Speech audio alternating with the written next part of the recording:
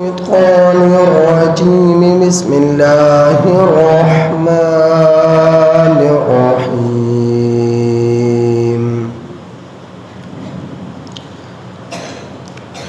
الذين يأكلون الربا لا يقومون إلا كما يقوم الذي يتخبطه الشيطان من المس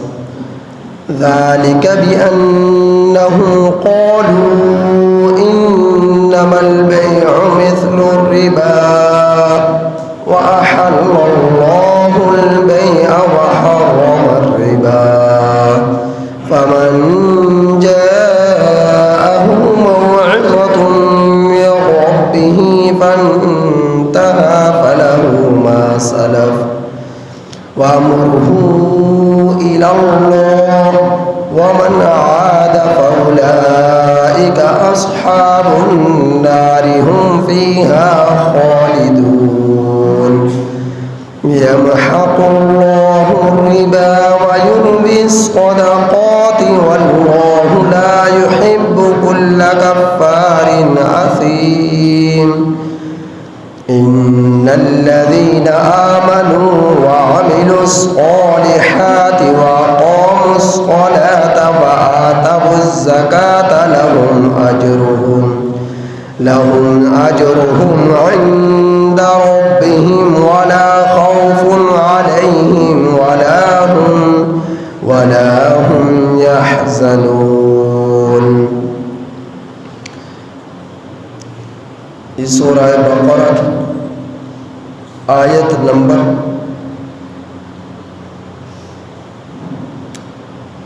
274 تا 277 آپ حضرات کے سامنے تلاوت ہے.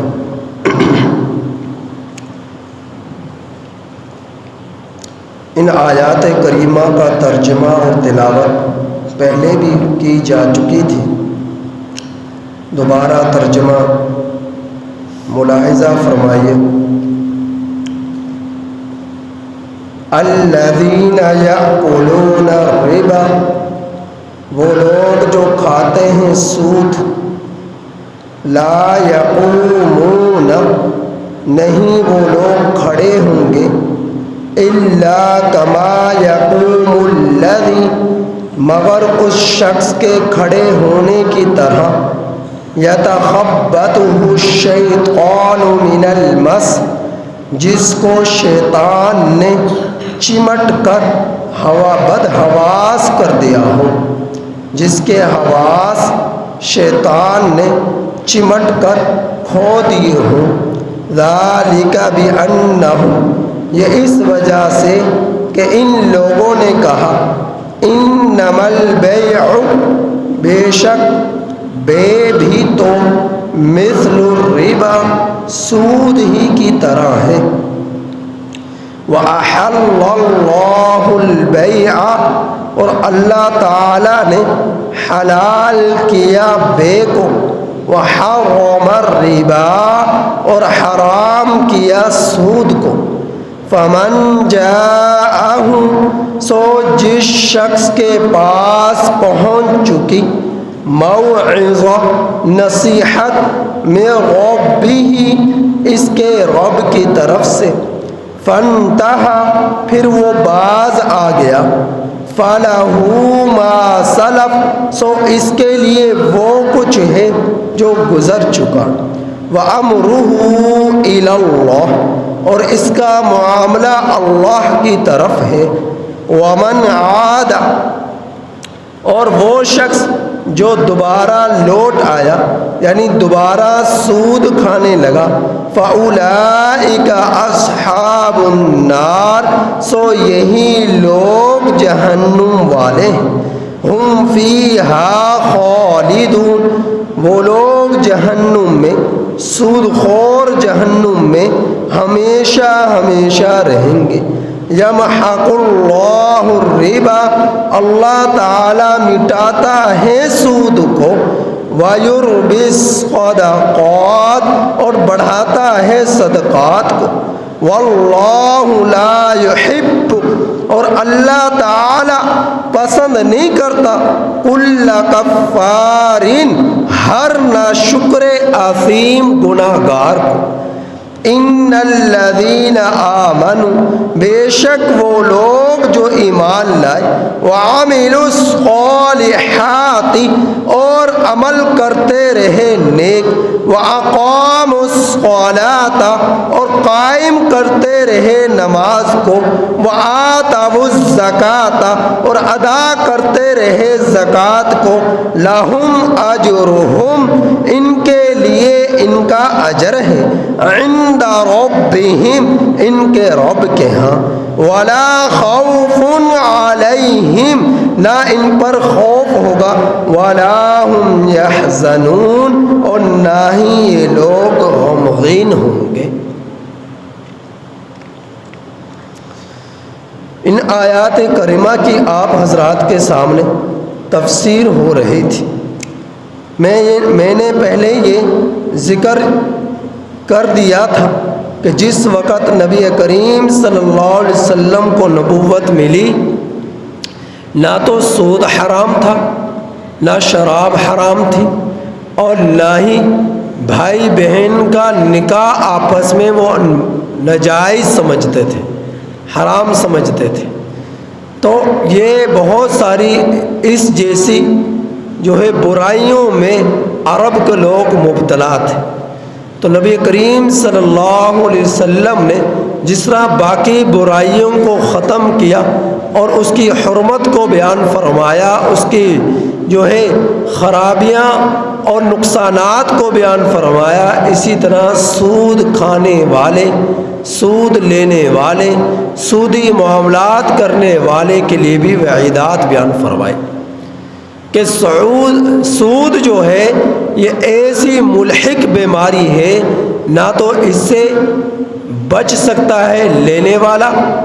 نہ ہی اس کو بیچنے دینے والا، اور نہ ہی اس کا معاملہ کرنے والا، سب کے سب گناہ گار۔ سود جو لینے والا ہے وہ بھی فعل حرام کر رہا ہے، فعل قبیح کر رہا ہے، اور سود جو دے رہا ہے وہ بھی فعل قبیح، فعل حرام کر رہا ہے، اور سودی معاملہ کرنے والا وہ بھی فعل حرام، فعل قبیح کر رہا ہے۔ تو جس طرح گناہ گار سود لینے والا ہے، اسی طرح گناہ گار سود دینے والا ہے،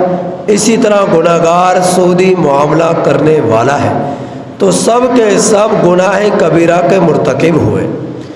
تو سود جو ہے یہ ایسا معاملہ ہے کہ سود جو ہے ایسا معاملہ ہے کہ جو سود کا کاروبار کرے یا سود کھائے، تو اگر تو اس سود کو وہ اپنے لیے حلال سمجھتا ہے، کہ جس طرح بے حلال ہے، بے کہتے ہیں خرید و فروخت کو، بے میں بھی نفع ہوتا ہے، سود میں بھی نفع ہوتا ہے، فرق صرف اتنا ہے کہ بے کے نفع کو اللہ جل جلالہ نے حلال قرار دیا ہے، اور سود کے نفع کو اللہ جل جلالہ نے حرام قرار دیا ہے۔ اب اگر کوئی سود کو اپنے لیے حلال سمجھے جس کو اللہ نے حرام قرار دیا ہے، تو یہ شخص ایمان سے ہی ہاتھ دھو بیٹھے گا، کفر تک پہنچ جائے گا، ایمان اس کے قلب سے نکل جائے گا، یہ کافر ہو جائے گا۔ اور ایسے کافر کی سزا اللہ جل جلالہ قرآن کریم میں یہ بیان فرمائی کہ اولئک اصحاب النار، یہ لوگ جہنم والے ہیں، ہم فیہا خالدون، ہمیشہ ہمیشہ کے لیے جہنم میں رہیں گے۔ جو سود کو اپنے لیے حلال سمجھ کر اس کو کھاتا رہا، اور اگر کسی نے سود کو حرام سمجھا اور حرام سمجھتے ہوئے اس نے پتہ ہے کہ یہ گناہ ہے، گناہ سمجھتے ہوئے بھی اس کا کاروبار، اس کے معاملات اس کو لیتا رہا، کھاتا رہا، لیکن حرام سمجھ کر، تو یہ شخص گناہ کے اندر مبتلا ہے، گناہ کبیرہ کے اندر مرتکب ہوا، گناہ کبیرہ کا مرتکب ہوا۔ تو یہ شخص جو ہے گناہ کبیرہ کا مرتکب ہوا، لیکن اسے یوں نہیں کہا جائے گا کہ یہ کافر ہے، کافر نہیں ہوگا، مومن ہی ہوگا، لیکن سخت گناہ گار ہوگا جو سود کا کاروبار کرے، لیکن اسے حرام سمجھ کر کرے، کہ فعل قبیح سمجھ کر کرے، تو ایسا شخص گناہ کبیرہ کا مرتکب ہے، گناہ کبیرہ کا مرتکب ہے۔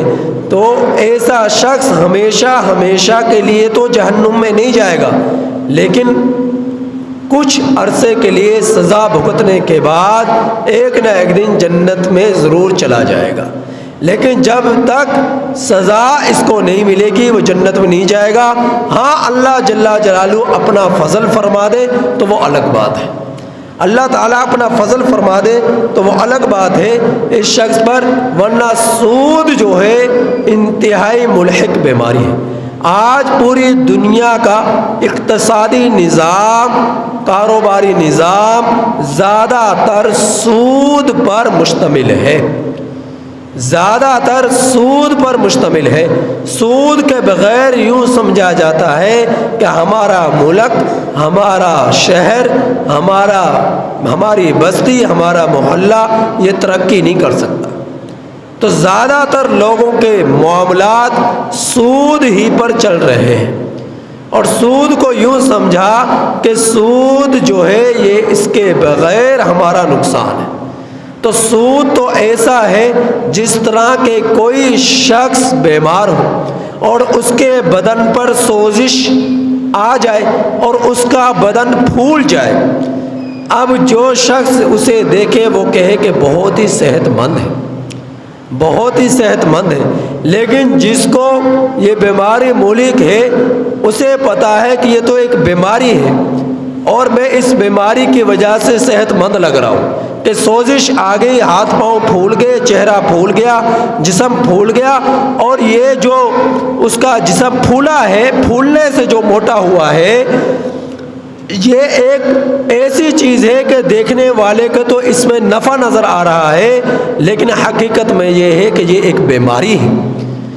اور یہ بیماری جب تک ختم نہیں ہوگی اس کو سکون نہیں ملے گا۔ تو سود جو ہے اصل صحت سے بڑھ کر اس کے اندر پھولا پن جو ہے، جو سود کی صورت میں اس میں آ گیا، یہ ایک بیماری ہے، اور جب تک یہ بیماری ختم نہیں ہوگی تو یہ صحت مند نہیں ہوگا۔ یہ صحت مند تبھی ہوگا کہ جب اس سے یہ بیماری ختم ہو جائے گی، اسے یعنی اس کو زندگی میں سکون اور اس کی دل طبیعت میں خوشگوار پنا تبھی آئے گا کہ جب اس کو بیماری سے نجات مل جائے گی۔ تو اس کا مال اسے نفع جو حلال کی صورت میں اسے تبھی دے گا کہ جب اس کو یہ بیماری جو ملحق بیماری تھی سود کی، جب اس کو یہ ختم کر دے گا۔ سود سوزش کی طرح ہے، جب تک سوزش ختم نہیں ہوتی انسان اپنے آپ کو صحت مند نہیں سمجھتا، تو جب تک سود ختم نہیں ہوگا اس وقت تک اس کی زندگی میں بہار اور خوشگوار پنا نہیں آئے گا۔ تو سود ختم ہونے سے ہی اس کی زندگی میں سکون ہے۔ تو بظاہر سود سے اس کا مال بڑھ رہا ہے، اس کا مال میں اضافہ ہو رہا ہے، لیکن حقیقت میں وہ ایک بیماری ہے جو اس کی دنیا کو بھی برباد کر دے گی اور اس کی آخرت کو بھی برباد کر دے گی۔ تو اس کے لیے دنیا اور آخرت میں اگر جو ہے سکون ہے تو وہ اسی چیز میں کہ سود سے بائیکاٹ کرے، سود سے بائیکاٹ کرے۔ تو اس وجہ سے اللہ رب العزت نے فرمایا یمحق اللہ الربا ویربی الصدقات، کہ سود کو اللہ تعالیٰ مٹاتا ہے اور صدقات کو بڑھاتا ہے۔ بظاہر دونوں چیزوں میں مال جو ہے آ رہا ہے اور جا رہا ہے۔ صدقات کرنے سے انسان کے زکوٰۃ نکالی، عشر نکالا اور صدقہ فطر نکالا اور اللہ کے راستے میں نفلی صدقات دیے، اس سے بظاہر اس کا مال کم ہو رہا ہے، لیکن اللہ تعالیٰ فرما رہے کہ اس کا مال ویربی الصدقات بڑھ رہا ہے۔ اور سود حاصل کرنے والا یہ سمجھ رہا ہے کہ میں مال لے رہا ہوں تو میرا مال بڑھ رہا ہے، نفع مل رہا ہے۔ سود کھانے والے کو یہ محسوس ہو رہا ہے کہ میرے پاس مال و دولت کی فراوانیاں ہو رہی ہیں، لیکن اللہ تعالیٰ فرما رہے ہیں یمحق اللہ الربا، حقیقت یہ ہے کہ اس کا مال گھٹ رہا ہے، بڑھ نہیں رہا۔ گھٹ رہا ہے۔ اب ہم بظاہر دیکھتے ہیں کہ سودی کاروبار اور معاملہ کرنے والے بے حد امیر سے امیر تر ہوتے جا رہے ہیں۔ جائیدادوں میں اضافے ہو رہے ہیں، گاڑیوں میں اضافے ہو رہے ہیں، کوٹھی بنگلوں میں اضافے ہو رہے ہیں، اور صنعت کاری میں اضافے ہو رہے ہیں، اور ملز میں اضافے ہو رہے ہیں، بزنس میں اضافے ہو رہے ہیں۔ بظاہر ہمیں یہ معلوم ہو رہا ہے، لیکن حقیقت یہ ہے کہ اصل مال کا بڑھنا یہ ہے کہ اس مال سے آپ کی زندگی میں سکون ملے، اور سکون ایسی چیز ہے، راحت ایسی چیز ہے، اور خوشی ایسی چیز ہے کہ جو آپ کو کسی ڈاکٹر کے کلینک پر نہیں ملے گی، کسی فیکٹری کے اندر نہیں ملے گی، کسی مل کے اندر نہیں ملے گی، کسی دکان اور بزنس کے اندر نہیں ملے گا۔ یہ سکون ایسی چیز ہے جو براہ راست میرے اور آپ کے رب کی عطا ہے۔ اور جو سودی کاروبار کرتا ہے، اس سودی کاروبار کرنے والے کے لیے یہ سکون زندگی سے ختم ہو جاتا ہے۔ نہ دوائیاں اس کو سکون دے سکتی ہیں، نہ ہی مال و دولت کی فراوانیاں اس کو سکون دے سکتی ہیں۔ تو صدقات ایسی چیز ہے کہ اس سے زندگی میں سکون آتا ہے، اور ربا سود ایسی چیز ہے اس سے زندگیوں میں سکون چھن جاتا ہے۔ چاہے کتنا ہی کروڑ پتی ہو، ارب پتی ہو، اس کی زندگی میں سکون نہیں ہوتا، اس کی زندگی میں سکون نہیں ہوتا۔ آپ دیکھ لیں گے آپ کو امیر سے امیر تر لوگ نظر آئیں گے، لیکن کبھی ان کی زندگیوں میں جھانک کر دیکھ لینا، جتنی ان کو بیماریاں اور پریشانیاں، دکھ درد ان کی زندگیوں کو آ گھیرا ہے بے سکونی نے، اتنا کسی کو بھی نہیں آ گھیرا۔ دور سے انسان کو ایک اس سے بظاہر اس کے اندر راحت نظر آتی ہے، اس کے اندر دولت سے فراوانیاں نظر آتی ہے، لیکن حقیقت میں یہ ہے اس کی زندگی بیماریوں سے درکنار ہوتی ہے، بیماریوں سے گزر رہی ہوتی ہے۔ جس طرح کہ ایک شخص کے جسم پر سوزش ہو، بظاہر دیکھنے والے کو معلوم ہو رہا ہے یہ صحت مند ہے، لیکن حقیقت میں وہ بیمار ہے، حقیقت میں وہ بیمار ہے۔ اس کے سے جا کر پوچھے کہ اس کی زندگی میں کتنے دکھ ہیں، اس کے اس صحت میں جو بظاہر دوسروں کو نظر آ رہی ہے، کتنی تکلیفیں اس کے جسم کو آ گھیرا ہے، تو یہ اسی سے جا کر پوچھیں گے تب آپ کو پتہ چلے گا۔ تو یہ سود یہ ایک ایسی بیماری ہے، دیکھنے والوں کو بظاہر خوبصورت نظر آتی ہے، لیکن حقیقت میں اس میں دکھ ہے، اس میں درد ہے، اس میں پریشانیاں ہیں، اس میں بے سکونی ہے۔ تو یہ ایسی بیماری ہے۔ تو اللہ رب العزت جو ہے سود کے حصول کی بنا پر جو سود حاصل کرتا ہے، بظاہر اس کو مال جو ہے بڑھتا ہوا نظر آتا ہے، لیکن حقیقت میں وہ کم ہوتا ہے۔ اور صدقہ کرنے والا، زکوٰۃ نکالنے والا، عشر نکالنے والا، صدقہ فطر کرنے والا، نفلی صدقات نکالنے والا، بظاہر اس کا مال کم ہو رہا ہے، لیکن حقیقت میں اس کا مال بڑھ رہا ہے۔ یہ میرے اور آپ کے رب کی طرف سے وعدہ ہے۔ اور پھر جب ایک چیز کو جو لوگوں نے پھر یہ اعتراض کیا کہ سود بھی تو ربا ہی کی طرح ہے، بے و شراء کی طرح ہے، خرید و فروخت ہی کی طرح ہے، نفع جس طرح بے کے اندر نفع ملتا ہے اسی طرح سود کے اندر نفع ملتا ہے، تو سود بھی تو بے ہی کی طرح ہے، سودا گری ہی کی طرح ہے، سود بھی تو یہ کس طرح حرام ہے؟ تو سب سے پہلی بات یہ کہ اس کے اندر بہت سارے معاملات ایسے ہیں بظاہر انسان کو بہت جلد اس کے نقصانات نظر نہیں آتے، لیکن حقیقت میں اس کے اندر نقصانات بے شمار ہیں جو انسان کو سمجھ میں نہیں آتے، اور بظاہر اللہ تعالیٰ اس کے نقصان کو سمجھا بھی دیتے ہیں، سمجھ بھی آ جاتا ہے کہ ایک غریب پر ظلم ہوتا ہے، ناجائز کسی کے مال کو حد سے زیادہ اس کو غصب کرنا ہوتا ہے۔ اب چاہے وہ بیچارہ یتیم ہو، فقیر ہو، مسکین ہو، چاہے وہ بے گھر ہو، لیکن اس سے ہر حال میں سود لینا گویا کہ اس پر ظلم عظیم کر رہے ہیں۔ تو سب سے پہلی بات تو یہ کہ اللہ کے علم میں ہے کہ کس چیز میں تمہیں نفع ملنا ہے، کس چیز میں تمہیں ضرر ملنا ہے، یہ اللہ تعالیٰ کے علم میں ہے۔ تو جس چیز کو میرے رب نے حرام قرار دے دیا، پھر بغیر چون چاں کیے بغیر اس چیز کی حرمت کو قبول کر لو۔ جس چیز کو میرے رب نے حلال قرار دیا تو اس کو بے جھجک آپ اسے حلال مان لو، تو جو حلال ہے اسے حلال سمجھ کر اس پر عمل کرو، اور جو حرام ہے اس کی حرمت کو اپنے دل میں بٹھا کر اس سے بچو۔ اسے بچو کہ میرے رب نے اس کو حرام قرار دیا ہے، میرے رب نے اس کو حلال قرار دیا ہے۔ تو حلال وہ جس کو میرے رب نے حلال قرار دیا، میرے نبی نے حلال قرار دیا، اور حرام وہ جس کو میرے رب نے حرام قرار دیا، میرے نبی نے حرام قرار دیا، جس سے بچنے کی ترغیب دی۔ تو ان آیات کریمہ میں اللہ رب العزت نے سود کو حرام قرار دیا ہے، فرمایا ہے واضح الفاظ میں وَأَحَلَّ اللَّهُ الْبَيْعَ، اور اللہ نے حلال قرار دیا ہے سودا گری کو، بے کو، وَحَرَّمَ الرِّبَا، اور حرام قرار دیا ہے ربا کو، سود کو، سٹا کو، اس کو اللہ رب العزت نے حرام قرار دیا ہے۔ اللہ کے رسول صلی اللہ علیہ وسلم نے ارشاد فرمایا کہ دو روحانی بیماریاں ایسی ہیں جو انسان کو ہلاک کر ڈالتی ہیں۔ ایک روحانی بیماری کیا ہے؟ زنا۔ ایک روحانی بیماری کیا ہے؟ زنا۔ اور دوسری روحانی بیماری کیا ہے؟ سود۔ یہ دونوں بیماری ایسی ہیں جو انسان کو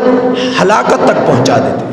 ہلاکت تک پہنچا دیتی ہے۔ تو اللہ تعالیٰ نے فرمایا فَمَنْ جَاءَهُ مَوْعِظَةٌ مِّن رَّبِّهِ، سو جس شخص کے پاس اس کے رب کی طرف سے نصیحت آ پہنچی، فَانْتَهَا، پھر وہ اس سے باز آ گیا۔ جس طرح شراب کی حرمت آئی تو آپ نے دیکھا مدینہ کی گلیاں جو ہے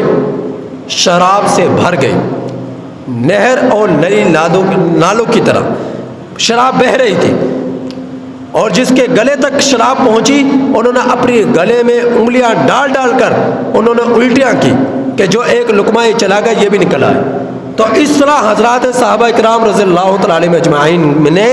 عمل کیا اللہ کے رسول صلی اللہ علیہ وسلم کی باتوں پر، ان پر عمل کیا۔ تو اللہ رب العزت نے جب اس چیز کو حلال قرار دے دیا تو اس کی حلت کو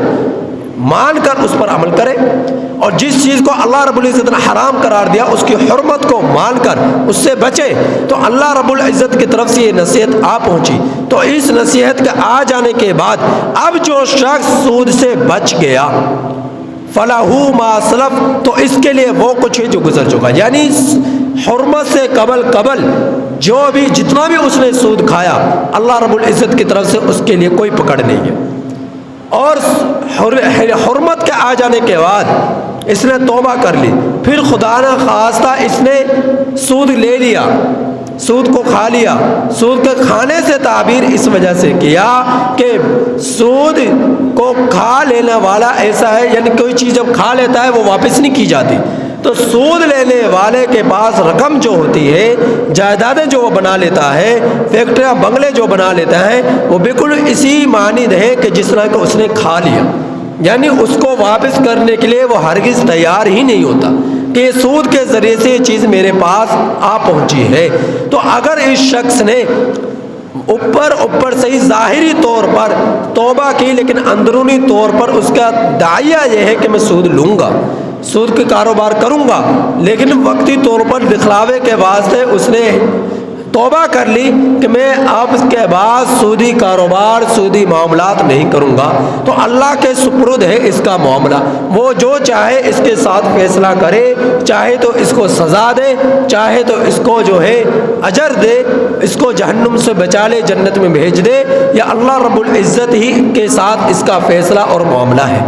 اس کے دل کے رازوں کو اللہ جانتا ہے کہ اس نے منافقانہ طور پر توبہ کی ہے یا صدقے دل سے اس نے توبہ کی ہے، یا اللہ رب العزت کے علم میں ہے۔ تو اللہ تعالیٰ فرما رہے کہ واللہ لا يحب كل کفار اثیم، کہ اللہ رب العزت سود کو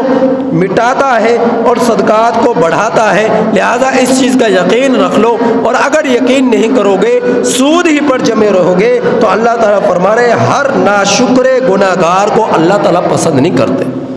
جتنا سود کے اندر تم دھنستے چلے جاؤ گے، سودی کاروبار اور معاملات کو کرتے چلے جاؤ گے، یا اللہ رب العزت کی نعمتوں کی ناشکری کر رہا ہے، اور سود کے دلدل میں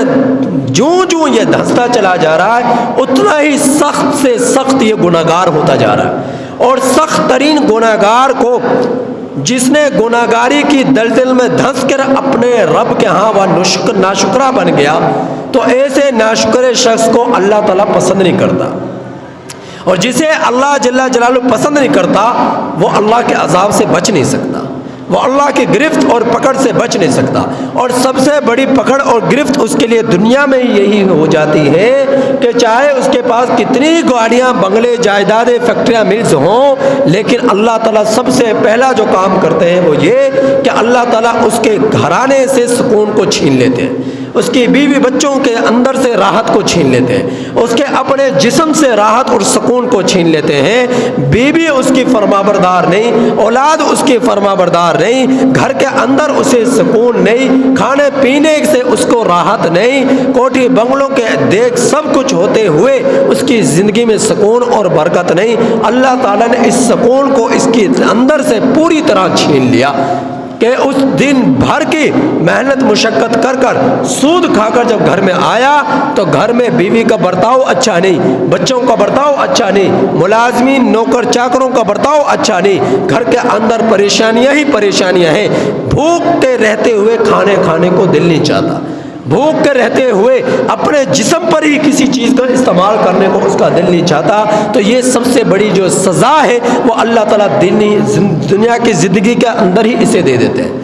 اور آخرت کی سزا وہ پہلی آیت کریمہ میں بیان کر دی کہ القیامت کے دن اپنی قبروں سے اس انداز میں اٹھیں گے کہ جس انداز میں ایک شخص حواس باختہ ہو جاتا ہے، حواس باختہ ہو جاتا ہے کہ شیاطین نے اسے چمٹ کر بد حواس کر دیا ہو، اور وہ جو ہے دیوانوں کی طرح، مجنون کی طرح، پاگل کی طرح، بے ہوشی کی طرح وہ قبروں سے اٹھ کر میدان حشر کی طرف آئیں گے، اور آئیں گے لیکن ایسے نہیں ہوں گے کہ جن کو پتہ ہی نہیں ہوگا عذاب اور جزا اور سزا کا، بلکہ اس انداز میں آئیں گے کہ دیکھنے والے یوں محسوس کریں گے کہ اس پر بے ہوشی کی سی کیفیت ہے، دیوانگی کی سی کیفیت ہے، مجنون کی سی کیفیت ہے، لیکن حقیقت میں اس انداز میں آئیں گے اور جزا اور سزا کو سب کچھ سمجھیں گے، انہیں پتہ ہو